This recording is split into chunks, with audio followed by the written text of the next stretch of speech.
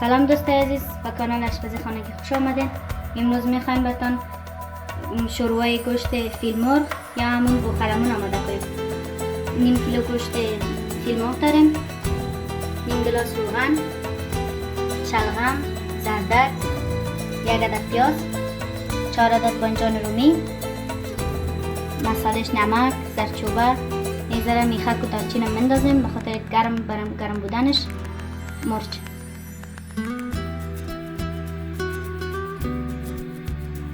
و اینجا نیم پیمانه نخودته نظر گرفتیم، در جوش ماندیم، باز در آخر برنامه براتون نشان میدیم.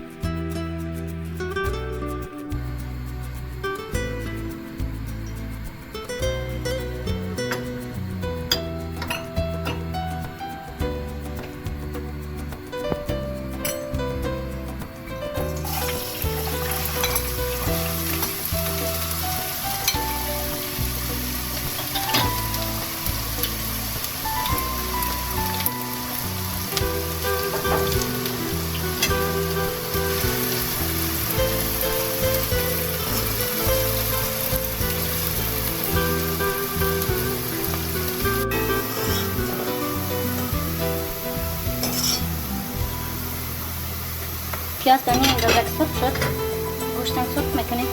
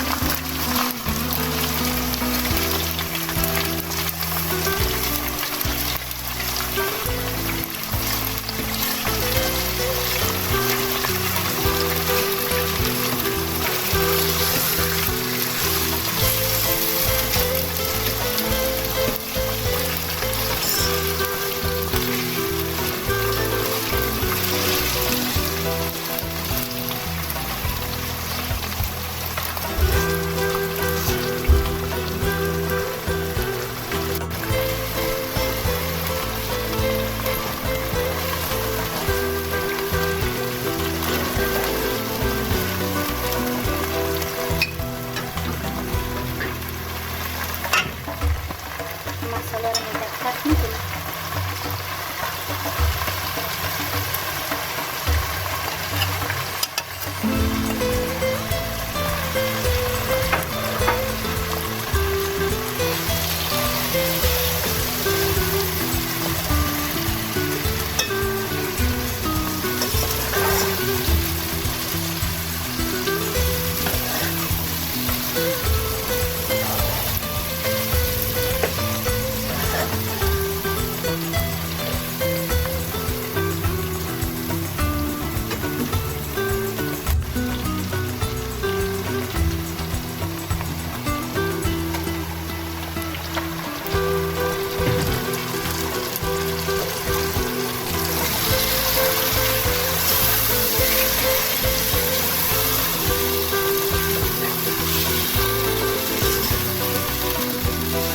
بادنجان میرم خوب سرخ میکنیم.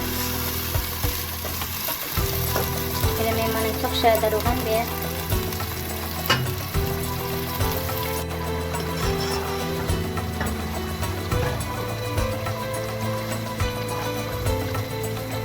شما میبینیم که بادنجان میرم خوب سرخ شده.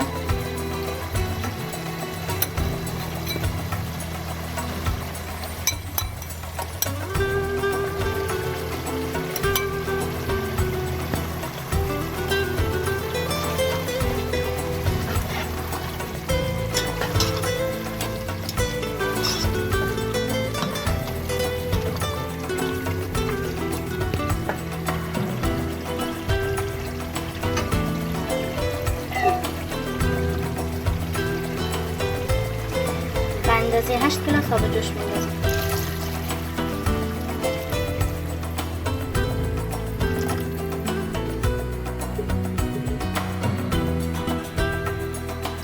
بسنیر با مدت 45 دقیقه میمانیم تا حرارت متوسط خشک شود.